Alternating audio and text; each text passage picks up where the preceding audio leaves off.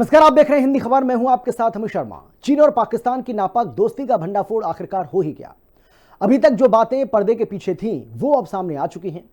भारत के deputy army chief ने Beijing और इस्लामाबाद के अपवित्र रिश्ते के चेहरे पर पड़ी दरार को एक झटके में खींचकर दोनों को बेनकाब कर दिया। सेना के अधिकारी ने दावा करते हुए कहा है कि चीन अपने यार पाकिस्तान का लाइव वेपन लैब की तरह इस्तेमाल कर रहा है।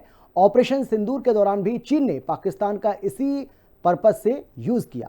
इसके अलावा deputy army chief general Rahul R Singh ने यह भी बताया कि किस तरह से भारत ने ऑपरेशन सिंदूर के जरिए पाकिस्तान के साथ साथ चीन और तुर्की के घमंड को भी चकनाचूर किया था और एक नहीं बल्कि तीन दुश्मनों से भारत लड़ा था। देखिए हिंदी खबर की ये स्पेशल रिपोर्ट।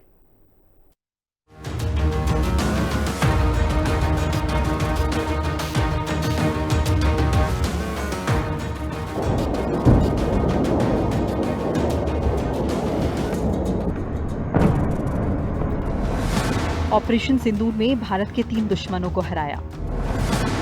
चीन, तुर्की, पाकिस्तान। भारत ने तीनों को मात दी।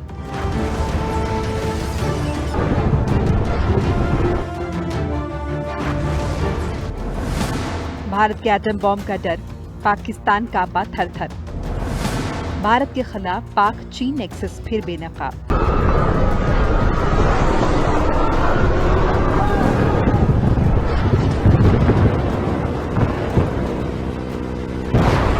सात मई 2025 की तारीख पाकिस्तान कभी नहीं भूल सकता।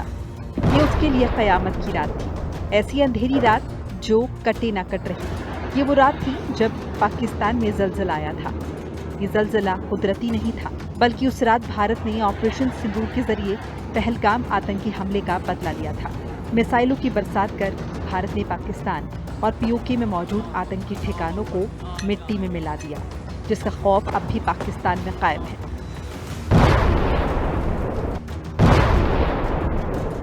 अब भारत के ऑपरेशन सिंदूर को लेकर आर्मी के deputy chief of staff lieutenant general Rahul R Singh ने बड़ा खुलासा किया है और बताया है कि किस तरह से भारत ने ऑपरेशन सिंदूर के जरिए पाकिस्तान के साथ साथ चीन और तुर्की के घमंड को भी चकनाचूर किया।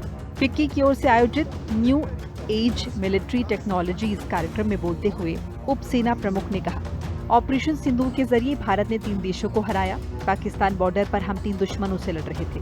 चीन, तुर्की और पाकिस्तान से हम एक साथ लड़े। पाकिस्तान के 81% हथियार चाइनीज थे। पाकिस्तान चीन को जानकारी लीक कर रहा था। डीजीएमओ की बातचीत पाकिस्तान ने चीन को लीक की। तुर्की ने युद्ध के समय पाकिस्तान की मदद की। तुर्की के ड्रोन पायलट पाकिस्तान में मौजूद थे। As far as Operation Sindoor is concerned, firstly, one border, 2 adversaries. So we saw Pakistan one side, but adversaries were 2, and if I would say actually 4 or 3 actually.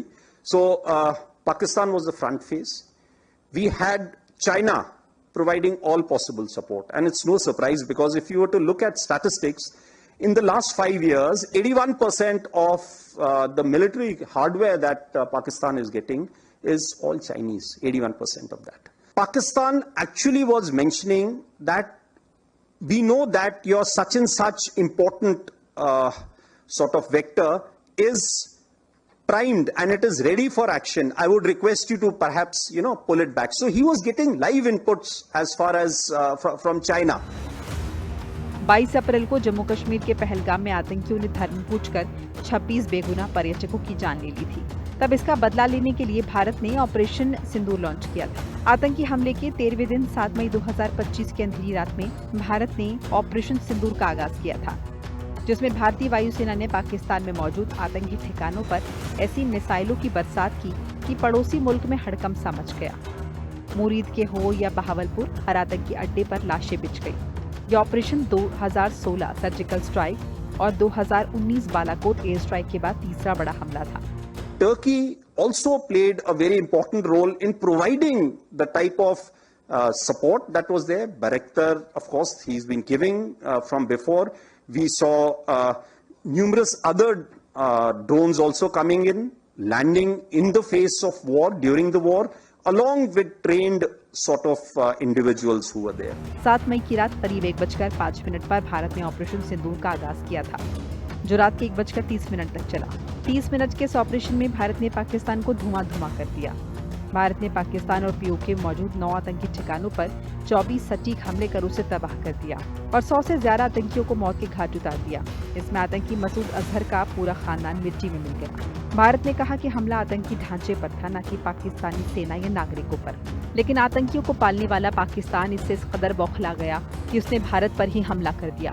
Pakistan ने मिसाइलों और ड्रोन के जरिए हमला किया, जिसका भारतीय सेना ने मुंह तोड़ जवाब दिया। सेना ने हवा में ही पाकिस्तान की मिसाइल और ड्रोन को मार गिराया। तब ये बात सामने आई थी कि इस लड़ाई में पाकिस्तान का साथ चीन और तुर्की दे रहा है।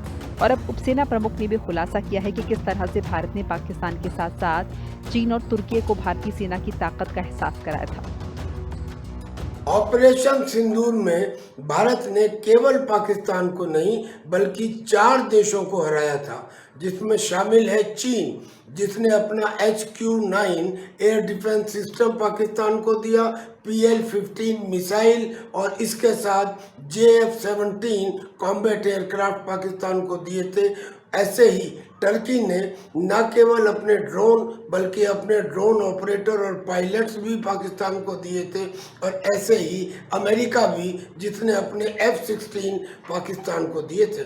पाकिस्तान ने इन सब देशों के हथियारों का इस्तेमाल किया और उसके बाद भी हिंदुस्तान ने उन सब हथियारों को अपने इंटीग्रेटेड एयर डिफेंस सिस्टम, जो बाकायदा लद्दाख से सरक्रीक तक ऐसा कंप्लीट बनाया गया था कि पाकिस्तान का कोई ड्रोन, कोई एयरक्राफ्ट उसे क्रॉस नहीं कर पाया, और डिसाइसिवली पाकिस्तान के 11 एयर बेसिस को तबाह किया गया।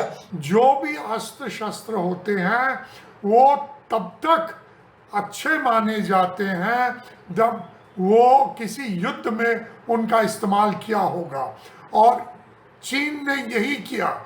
उन्होंने अपने लेटेस्ट टेक्नोलॉजी के जो ज़्यादातर एयरक्राफ्ट्स थे, जैसे J-17 थंडर, फिर उन्होंने को डेवलप किया था, और J-10C, अभी तो वो 40 J-35 5th जनरेशन उन्हें देने वाले थे। तो एक तरह से भारत ने केवल पाकिस्तान को ही नहीं लेकिन 3 देशों को हराया है। आगे से भी हमें ये दिमाग में रखना चाहिए कि एक तरह से ये प्रॉक्सी वॉर, सामने कुछ देश होते हैं और पीछे उनके सपोर्टर होते हैं, जिनसे हमें जूझना है और उन्हें हराना है। 8 मई की सुबह भारत के लिए जश्न तो पाकिस्तान के लिए मातम वाला था। भारत ने ऑपरेशन सिंदूर से उन बहनों के सुहाग का हिसाब लिया जिससे आतंकियों ने 22 अप्रैल को धर्म पूछ कर उजाड़ा था। जैसे ही भारत के ऑपरेशन सिंदूर की खबर पता चली, देश में लहर दौड़ पड़ी। पाकिस्तान में हर ओर मातम का माहौल था। सैकड़ों आतंकियों की तबाही देख आतंकी मसूद अजहर खुद भी मरने की कामना करने लगा। इस ऑपरेशन को लेकर उपसेना प्रमुख ने बताया कि पूरे अभियान के दौरान एयर डिफेंस और उसका ऑपरेशन महत्वपूर्ण था। भारत का एक पंच तैयार था और पाकिस्तान को एहसास हुआ कि अगर वो छिपा हुआ पंच काम कर गया तो उनकी हालत बहुत खराब हो जाएगी। इसलिए पाकिस्तान ने युद्ध विराम की मांग की। साथ ही लेफ्टिनेंट जनरल ने ये भी बताया कि टेक्नोलॉजीज और खुफिया जानकारी के आधार पर 21 आतंकी ठिकानों को लेकर जानकारी मिली थी, लेकिन आखिरी वक्त में फैसला किया गया कि 9 ठिकानों पर ही कार्रवाई की जाएगी। Operation Sindoor, the defining thing was that leadership, the strategic messaging by leadership was unambiguous. You cross our red lines and there would be action, there would be punitive action if required. There is no scope of absorbing the pain the way we did a few years ago. Operation Sindoor में भारतीय वायुसेना ने BrahMos, scalp और hammer मिसाइलों के साथ साथ Israel की मदद से विकसित कामिकेज ड्रोन्स का इस्तेमाल किया। आतंकी ठिकानों के अलावा भारत ने पाकिस्तान सरकार को भी चोट दी, क्योंकि पाकिस्तान ने आतंक के खिलाफ किए गए भारत के ऑपरेशन सिंदूर को युद्ध की कार्रवाई बताया और जवाबी हमले शुरू कर दिए। इसके बाद 7 से 10 मई तक दोनों देशों में तनाव चरम पर था। भारतीय सेना ने नूर खान, मुईद के, रफीकी और सियालकोट जैसे पाकिस्तानी एयरबेस को निशाना बनाया। इससे पाकिस्तान की कमर टूट गई और आखिरकार पाकिस्तान को बाहुबली ब्रह्मोस की ताकत के सामने झुकना पड़ा और वो सीज फायर के लिए गड़गड़ाने लगा। भारत ने भी अपना मकसद पूरा करने के बाद सीज फायर पर सहमति दे दी। भारत की आक्रामक कार्रवाई के बाद पाकिस्तान बचने के रास्ते खोजने लगा। पाकिस्तान दुनिया भर में तनाव कम करने के लिए गुहार लगा रहा था और बुरी तरह पीटने के बाद इसी मजबूरी में 10 मई की दोपहर को पाकिस्तानी सेना ने हमारे डीजीएमओ को संपर्क किया। पाकिस्तान के सीने में बसाए गए आतंक के अड्डों को हमने खंडहर बना दिया था। इसलिए जब पाकिस्तान की तरफ से गुहार लगाई गई, पाकिस्तान की तरफ से जब ये कहा गया कि उसकी ओर से आगे कोई आतंकी गतिविधि और सैन्य दुस्साहस नहीं दिखाया जाएगा, तो भारत ने भी उस पर विचार किया। ऑपरेशन सिंदूर के दौरान भारत के ब्रह्मोस मिसाइल के इस्तेमाल से पाकिस्तान में भारी दहशत फैल गई थी। पाकिस्तानी सलाहकार राणा सनाउल्लाह ने स्वीकार किया कि ब्रह्मोस मिसाइल के हमले से पाकिस्तान को भारी नुकसान हुआ और उसे संभलने का मौका तक नहीं मिला। उन्होंने ये भी माना कि नूर खान एयरबेस ब्रह्मोस मिसाइल से तबाह हो गया। ब्रह्मोस मिसाइल की 1500 किलोमीटर की मारक क्षमता और ध्वनि से 3 गुना तेज गति पाकिस्तान के लिए बड़ा खतरा है। यह हवा, जमीन और पनडुब्बी से लॉन्च की जा सकती है। इस मिसाइल की सटीकता और रडार से बचने की क्षमता को देखकर पाकिस्तान को ये भी समझ आ गया कि चीन और तुर्की के हथियारों के दम पर वो भारत से ज्यादा देर तक मुकाबला नहीं कर सकते। पूरे ऑपरेशन सिंदूर में जो 4 दिन की लड़ाई चली, इसमें चीन ने हर प्रकार का उनको सैटेलाइट के माध्यम से हमारी मूवमेंट्स के बारे में, हमारे इन्फॉर्मेशन के बारे में सब खबर दी। Minute to minute, second to second हमारी हवाई मूवमेंट्स के बारे में, हमारी ग्राउंड ट्रूप्स की मूवमेंट्स के बारे में, जिसको से कुछ हद तक शायद पाकिस्तान को फायदा हुआ होगा। और चीन ने अपने एयर डिफेंस इक्विपमेंट भी दिए हुए थे, उनको हवाई जहाज भी दिए हुए थे जो पहले ही पाकिस्तान में मौजूद थे। लेकिन लड़ाई के दौरान में चीन ने सिवाय इन्फॉर्मेशन के अलावा और कोई बड़ी कार्रवाई नहीं की। जहां तक टर्की का ताल्लुक है, टर्की के ड्रोन भी पाकिस्तान में पहले ही मौजूद थे और उनके मेंटेनेंस स्टाफ भी मौजूद था। तो कहा जा रहा है कि पाकिस्तान को शायद उतनी उनको इस्तेमाल करने नहीं आते थे, तो उनके ऑपरेटर्स या चाइनीज के ऑपरेटर्स ने भी शायद कार्रवाई की होगी। लेकिन ये कहना कि हमने पाकिस्तान के अलावा चाइना को और टर्की को भी हराया है, मैं इससे सहमत नहीं हूँ। चाइना ने एक भी युद्ध बोट या एक भी हवाई जहाज या एक भी सैनिक हमारे खिलाफ नहीं उतारा। ऑपरेशन के बीच में आके उन्होंने मिलिट्री इक्विपमेंट्स लाके उनको डिलीवर किए थे पाकिस्तान को, जिसके अंदर बहुत सारे लॉटरिंग एमुनेशन थे, ड्रोन्स थे और भी बहुत सारे हथियार थे। और उन्होंने डायरेक्टली इंटरवीन भी किया होगा। और आपको एक खबर देखी होगी जिसमें कि 2 टर्की के एडवाइजर की डेथ भी हुई है इस ऑपरेशन के दौरान। तो इसका मतलब ये दिखाई पड़ता है कि वो डायरेक्टली इन्वॉल्व थे पाकिस्तान आर्मी को सजेशन देने में और उनके स्ट्रेटेजी बनाने के अंदर। तो एक तरह से उनका डायरेक्ट इन्वॉल्वमेंट और इनडायरेक्ट वेपन्स थे जो कि हमने हराए और उनको न्यूट्रलाइज किया। अगर आप हमारे क्षेत्र में देखें, पाकिस्तान के कोई भी वेपन, कोई भी हथियार, कोई भी मिसाइल हमारे हिंदुस्तान के क्षेत्र में आने में कामयाब नहीं हुए। Coming back to second thing, अगर हम चाइना की बात करें तो चाइना के इक्विपमेंट, अगर हम पाकिस्तान आर्मी की बात करें, लगभग 80% जो मिलिट्री इक्विपमेंट है वो चाइनीज है। उनके पास बड़े से बड़ा एयर डिफेंस सिस्टम था, जैसे हम LY-80 की बात करें और HQ-9B की बात करें, वो सारे चाइनीज मेड थे। लेकिन इसके बावजूद वो सारे फेल हो गए। हमारे सारे मिसाइल जहां जहां हमने दागे, ऑलमोस्ट सारे जाके सही जगह पे लगे। और अगर आप नोटिस करें तो हमने सारे टारगेट भेजने में कामयाब रहे। ऑपरेशन सिंदूर के बाद से प्रधानमंत्री मोदी लगातार देश के अलग अलग हिस्सों में जाकर राष्ट्र शक्ति की गाथा सुनाते दिखाई दिए। भारतीय सेना के पराक्रम की तारीफ करते हुए उन्होंने बताया कि कैसे आतंकी और आतंक के आका पाकिस्तान को सबक सिखाने का भारत ने काम किया है। साथ ही मोदी के दूतों ने भी पूरी दुनिया में आतंकिस्तान को नंगा करके रख दिया। भारत ने आतंक के खिलाफ ये ऑपरेशन क्यों लॉन्च किया और पाकिस्तान में कैसे तबाही मचाई, पूरी दुनिया को बताया, जिससे भी पाकिस्तान की नींद उड़ी हुई है। साथ ही पाकिस्तान को टेंशन सता रही है कि वो चीन के भरोसे भारत से मुकाबला नहीं कर सकता। ऐसे में भारत से पिछने के बाद पाकिस्तान के बड़े सैन्य अधिकारी लगातार अमेरिका का दौरा करते हैं। सेना प्रमुख असिम मुनीर और वायुसेना प्रमुख जहीर अहमद बाबर सिद्धू अमेरिका पहुंचे। पाकिस्तान के वायुसेना प्रमुख का अमेरिका दौरा ये साफ बताता है कि दोनों देशों के बीच कुछ न कुछ खिचड़ी तो जरूर पक रही है।